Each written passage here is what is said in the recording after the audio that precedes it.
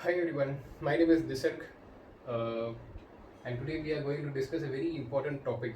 This topic has been humiliated by many people by giving their uh, illiterate opinions and spreading misinformation about this particular topic. But this is a very sensitive topic. There are people who have mental health challenges because of this. There are people who are having physical health challenges like heart attack and disease which are caused due to obesity. So a lot of things today are concerning people when it comes to this particular thing, which is weight loss. So today we are going to discuss about weight loss, and I am going to give some very uh, practical and sustainable advice. So practical in the sense anyone can follow it, and sustainable in the sense that anyone can follow it for a longer duration of time, and not just longer duration, it can be incorporated as a part of your lifestyle. So that's called as sustainability. And also some practical advices, some small tips that you can inculcate in your life to have a constant change. So yeah, discussing about weight loss. So today we are going to discuss not just about weight loss, but how it's done, and the science and maths of weight loss. And in addition to that, I have also included this particular component called as mind. So the human mind behind losing weight. So we are going to in fact start from this particular component as well. So why the mind is a component here when you are losing weight? It's not so before we go into that, it's nothing about spirituality, it's nothing about higher level of thinking, it's nothing like that. It's very simple. So let us touch this topic again. So what is weight loss? I mean, why do you want to lose weight? So losing a weight is an objective, is a goal that you want to achieve. Like, let us say I want to I want to make biryani tonight. So I want to make biryani tonight, and hence one of my goals will be go to the market and bring all the vegetables and all the necessary ingredients which are required to make a good biryani. So so going to the market and buying all the products, or maybe just buying all the products which are a necessary ingredient for biryani making, is my goal. But that I am doing in order to achieve, I mean, in order to fulfill a higher purpose, that is making a biryani. In this particular case, when it comes to weight loss, why do you want to lose weight? So you want to lose weight. I mean, losing a weight, as I already said, is an objective you want to fulfill. But behind this objective, behind every objective that man establishes for himself or herself, there is always, there are always two components. So behind every objective, behind every objective, there are always two components. The first one is desire, and the second one is fear. I'm not very sure if this is quite comprehensible.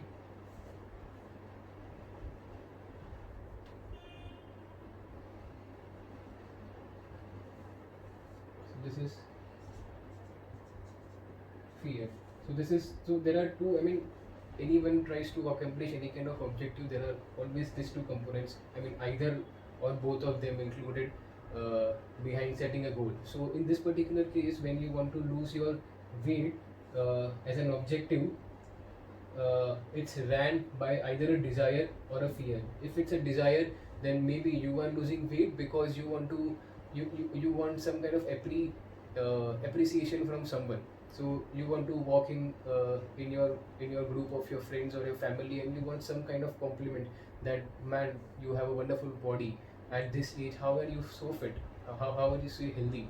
How are you always away from any kind of disease? So that is when desire drives your goal of losing weight. Or it can be fear. Fear can be so this is one of the very dangerous component. Desire is still okay, but when losing weight is driven by your fear, it's very dangerous to your health. I'll give an example of how fear can be a driving force behind losing your weight. So let us say let us say today you went to a party, and after going to the party, you ate a lot of things, like you had a lot of pizzas, you had a lot of burgers, all the things which are calorie dense food, uh, or you can say junk food. You ate all of them, and then after eating that at the night, you feel very uneasy, and hence you go on a guilt trip. You basically regret eating it, and hence because of that, and maybe because of the reason that this will increase your weight now, as you have already eaten all those things. Out of fear you make a decision that you want to lose weight, but in either of the case, you need to stick to your goal irrespective of your driving force in order to achieve your goal. So this was just to understand how this particular goal is being set. I mean, 99% of the cases are either desire or fear. Now, as we have understood how this rises as an objective in human mind in the first place, let me let me start with the actual topic itself. So, losing weight. Yes, guys. So now that we have already discussed about the mindset, or what is the driving force behind us setting a goal like losing weight for ourselves, now that we have understood that part of the problem. Now let us move to defining weight loss. So first we completed uh, the mindset, and now let us move to the definition.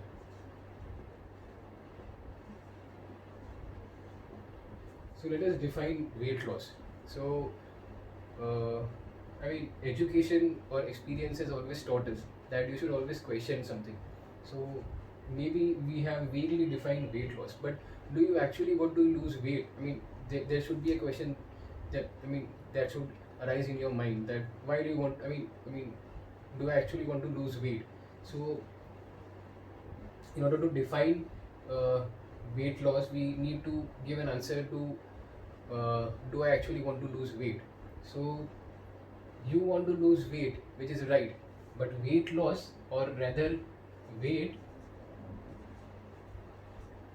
has two components to it again. So one is fat and one is muscles. Now your entire weight of your body can be divided into three components. One is your organs, which I have not included here. I mean, the size of the organs or their mass cannot be changed over time, uh, but there are these two factors which are in our control, and these two factors are more or less controlled, a controlling force behind our weight. So when our weight goes up, it can be either because our fat is going up, our fat percentage, or maybe because our muscle mass is going up. If our weight is going down, then it can be that muscle mass is going down or fat is going down. But fat plus muscle is equal to our weight. That is what we'll consider for this particular case. So if you want to lose weight, that is quite a vague problem statement in the first place. Your, I mean, you should be more specific that you want to lose fat or you want to lose muscles. According to you, which is the right selection? Should it be muscle, or should it be fat? Now, any sensible person without any knowledge of nutrition or any kind of exercise, or any kind of knowledge in the first place, will tell you that it's better to lose fat than to lose muscles.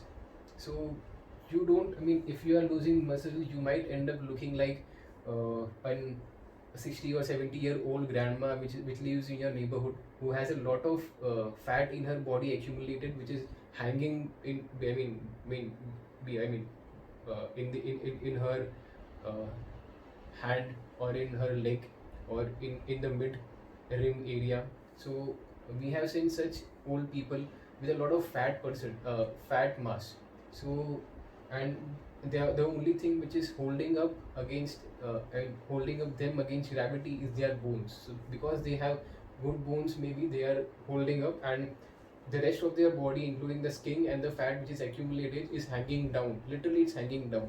So that is a example of a case where weight has been lost, but because of losing muscle mass and not because losing fat. So we don't want to end up like that. What we want to do rather is losing weight in terms of fat. So we want to lose fat, and hence we want to lose weight. We basically want to retain our muscle mass. We don't want to look like a, again, we don't want to look like a 60s or 70-year-old grandma. So all we will do is reduce our fat. So going again to the definition of weight loss, do I actually want to lose weight? No, I actually want to lose fat. So this is not weight loss per se. So I'll just redefine the problem statement again. So it's not weight loss, but it is fat loss. So it's not weight loss, it's fat loss. Yes, guys. So now, as we have already covered the mind part of the of our problem statement, and we have also sort of redefined the problem statement from losing weight to losing fat. Now let us come to the actual approach. What's the actual or the right way, right approach to losing your fat? So when it comes to fat loss, it's very important to now understand the science and the maths behind the fat loss. So let us start by understanding the maths. Maths is quite easier. The level of math which is required to understand our problem here of losing weight is, I mean, it can be understood by anyone from grade second standard or can be third standard as well. So that level of math is required basically to understand the math of losing fat.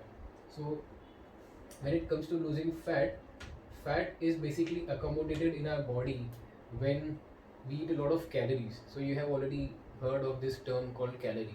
People keep on saying that I want to reduce my calorie intake and hence I'll start losing weight, which is more or less right. By reducing your calorie intake, you will lose weight. But why is it so? So let me give you a very simple example. Let us say, so before giving an example, let me tell you, from whatever kind of food you eat or you consume through your mouth, it goes inside your body. All the necessary ingredients, all the necessary nutrition, vitamins and minerals, whatever are there in it, which are called as micronutrients, so are consumed by your body, and the rest of it is converted into energy. So it basically has three components. The food that you eat has three components. The first one is micronutrient, the second is macro, and the third is the waste. So waste will basically go into human waste, and the macronutrient is basically what is called as fat, protein or carbohydrates. Those three are the macronutrients, and the micronutrients are things like vitamins, minerals, nutrients and all those things.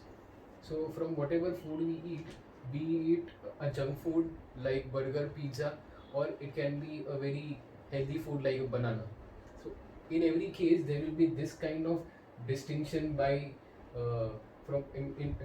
by our body system, and it will basically break down the food in these three forms, and then it will consume, it will process it further.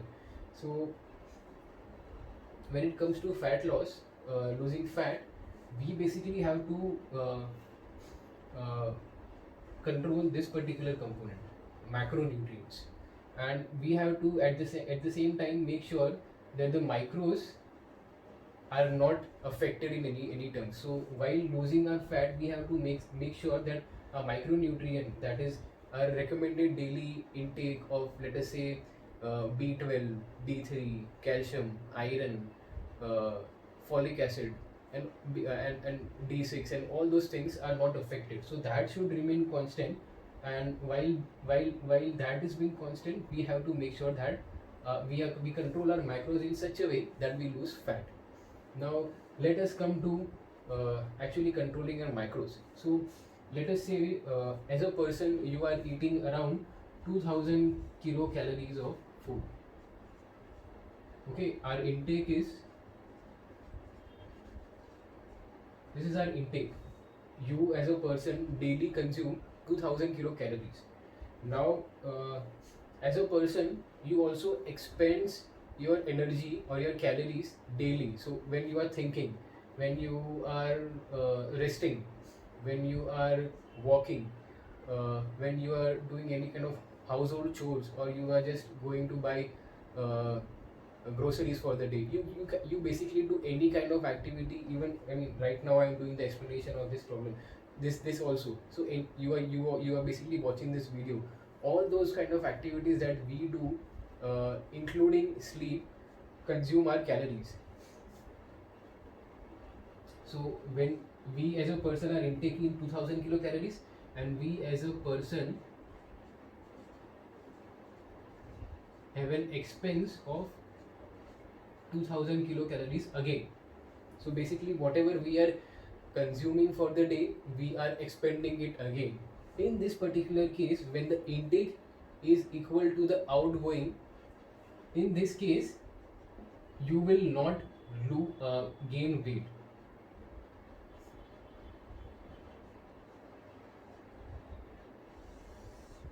So in this particular case, you will not uh, gain any kind of weight or lose any kind of weight. It can be weight, fat, or any kind of thing. So you will not gain, or you will not lose. So this is the perfect state to be in. But for most of the people who have gained a lot of weight, or are every day gaining some bit of grams every day, in their case,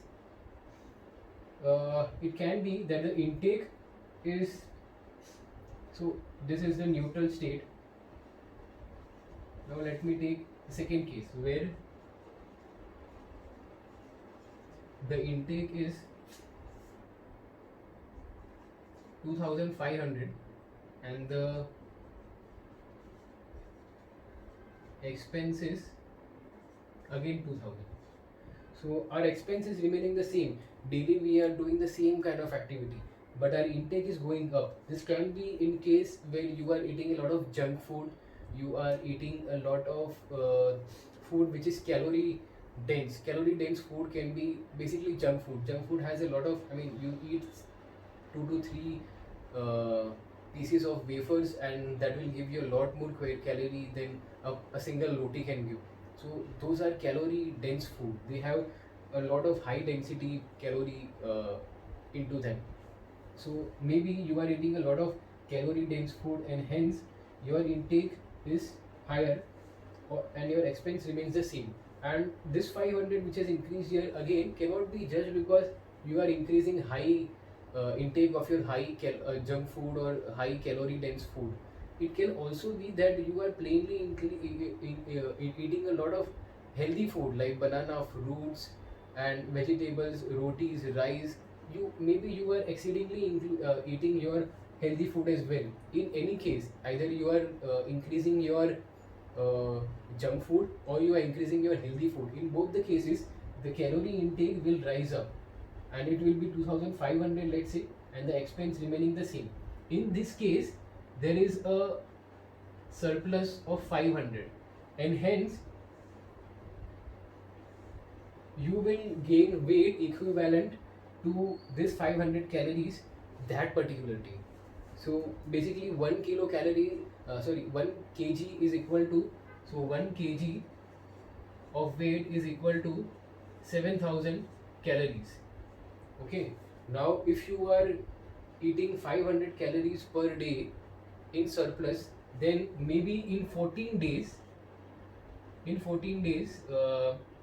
you will end up eating 14 into 500, which is 7000 calories. So in 14 days, if you will maintain the same routine, you will end up increasing your weight by 1 kg. Now it can be also the third case that your intake is remaining the same. Intake is, let's say, 2000 again, and your expense is going down. Okay, this can be a case where your intake, you are eating the same kind of food. Okay, you are, since whatever you have been eating since the last years, you are eating the same food every day, same kind of food or same quantity of food actually. But because you have started working from home, or maybe your daily activities are decreased, hence your expense has gone down. And in this case also you will see intake is more than expense. So 2000 minus 1500 will again lead to a surplus of 500, and this will result in the same case, increasing your weight by 1 kg in a matter of 14 days.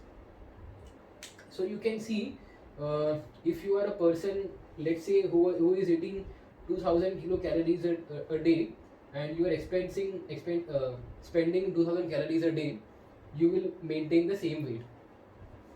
In this 2000 calories, if you will eat a lot of junk food, a lot of healthy food, doesn't matter, until and unless it is amounting to this 2000 calories and it is matching the expense that you are doing in terms of calories, this 2000 again, you will always maintain the same weight, doesn't matter at all. So this is a big myth that only by eating junk food you can lose, you can gain weight. It's not like that. Also by increasing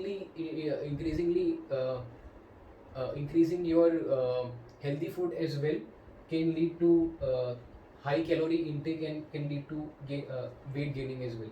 So in this particular case, until and unless your calorie intake is 2000 kilocalories, that is you are including junk food as well as healthy food in your diet, but still eating only till 2000 calories, and your expense is the same, you will always be neutral. You will not gain or lose weight. In the second case, if you are increasing your intake, this can be again because you are increasingly increasing your healthy food intake or your junk food intake. In that case, you are eating more, spending less, hence you will be in calorie surplus state. And if you will stay in the same calorie surplus state, in matter of 14 days you will increase 1 kg.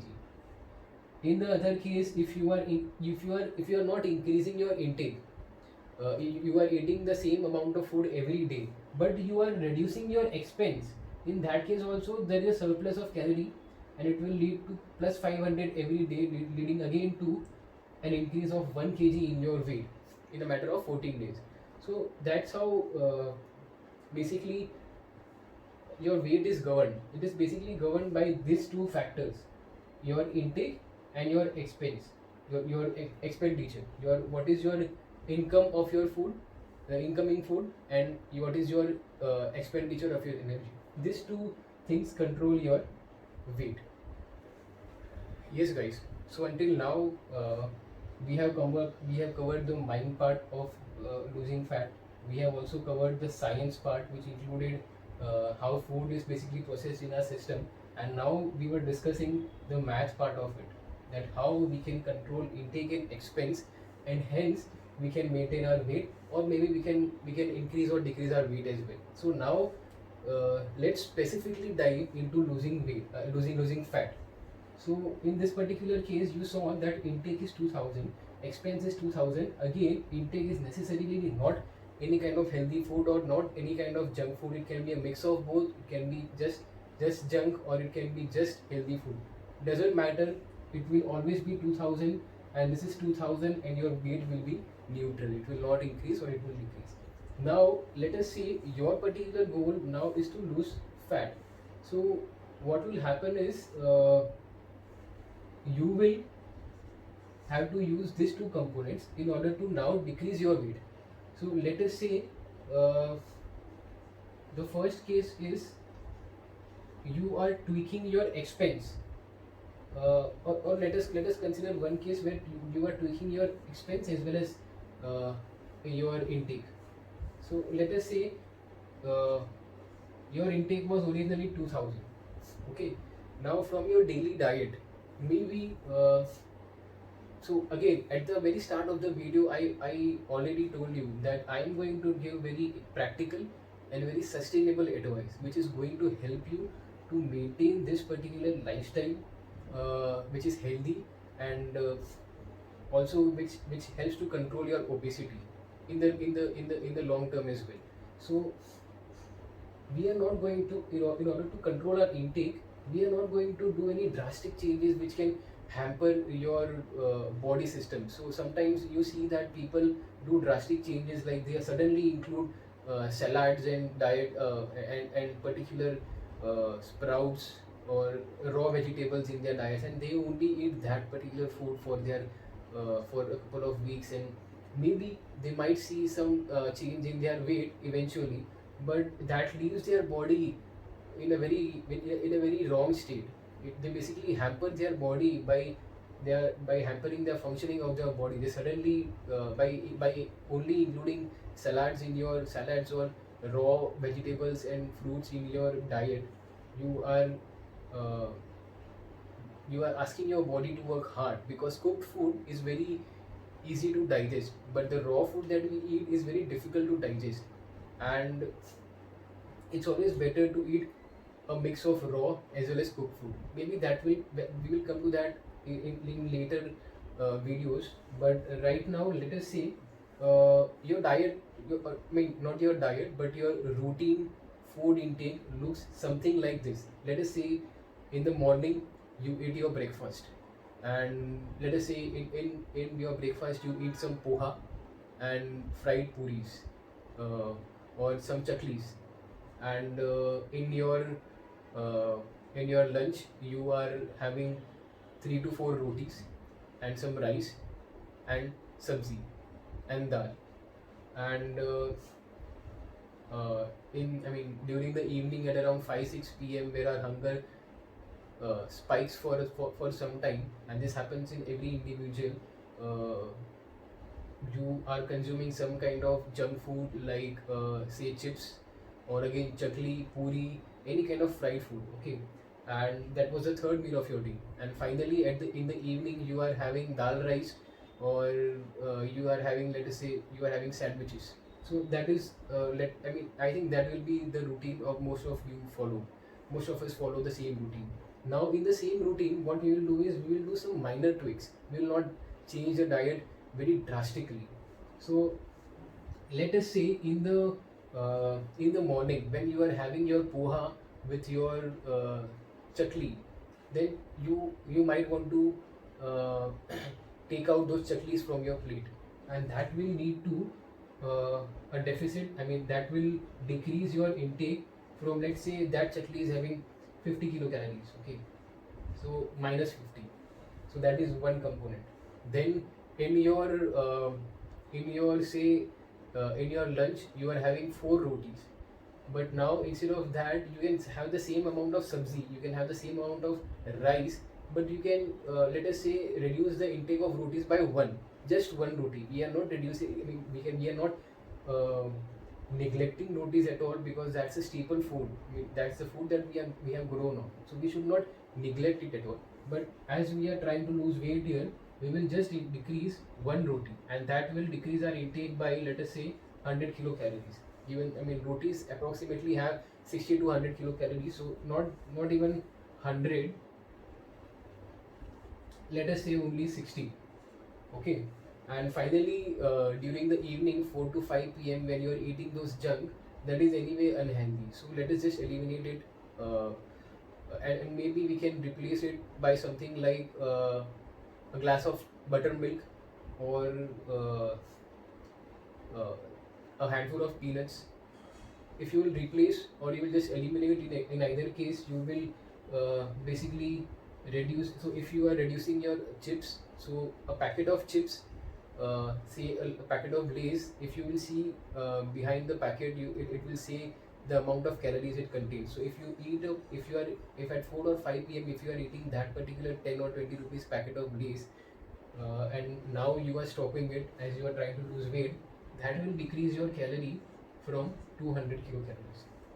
So now from the same diet you are removing some chaklis in the morning, one roti, and all the fried food that you were eating, including chips, at 4 to 5 p.m. So this will amount to 2000 minus 500 plus 600, 110. This is 310. So this is 310. So this is basically 1690. So you have now controlled your intake from 2000 to 1690. Okay, and coming to your expense, so your expense was 2000, okay, doing your all the daily activities. But now you are doing one thing in addition. What you are doing is, after every meal, that is after your lunch, dinner and your breakfast, you are adding 10 minutes of walk. Okay, and maybe in the morning adding 10 minutes. So 40 minutes of walk in total. 10 minutes is not a very big time to give to yourself. It's just 10 minutes of walking, 10 minutes of brisk walking or normal walking. It's anyway good for digestion, and the effect that it will have is basically 10 minutes of walking can increase your energy expenditure by, let us say, 100 kilocalories. So 10, 10, 10 and 10, 10 four times in the morning, after your breakfast, after your lunch and after your dinner. So that is 40 minutes of walking. That will account to around, say, 100 kilocalories, not more. It might be greater than this, but let's say 100 kilocalories. And in this case, your and let us say, in addition to this, you are doing I mean, when in the morning before the breakfast you are going for a 10-minute walk. In addition to that, you are also doing 5 Surya Namaskar. One Surya Namaskar amounts to around 14 calories. Expensing around 14 calories. So if you do one round of Surya Namaskar, which has around 12 steps, it will amount to expending around 14 calories. So if you are doing such 5 rounds, so you will end up losing 70 calories. So eventually it will be 2170. So you see, your expense has increased from 2000 to 2170 by not doing anything drastic. Okay, you can, walking is a very easy exercise. It's a form of exercise, and you are just increasing your walking by 40 minutes. You are just adding 40 minutes somehow in your busy schedule, and it's very easy to. I told you, it's very easy. So that 40 minutes of walking is amounting to just this 100 calories, and then 5 rounds of Surya Namaskar is 70 calories. So basically, your intake is 1690, and your expense is 2170. This leads to a deficit. So first time in your life you will be in a calorie deficit state of how much? Let us say 310 and 170. So this is approximately 480 calories. So you are having a negative balance of 480 calories. Now this is just for one day. One day you are just following this simple routines. You are not doing anything drastic. You are just following the simple tips that I gave you, and you are expending 480 calories more than you are intaking. Because of this, if you will do the same thing maybe for 15 or 16 days, then basically this will be 480 into, let us say you do this for 20 days, and in this case your energy expense in total will be around 9600. So in 20 days in total, if you will follow this simple routine, which is not very difficult to follow, you will be ending up losing around 9600 calories, which is equal to almost 1.1 kg.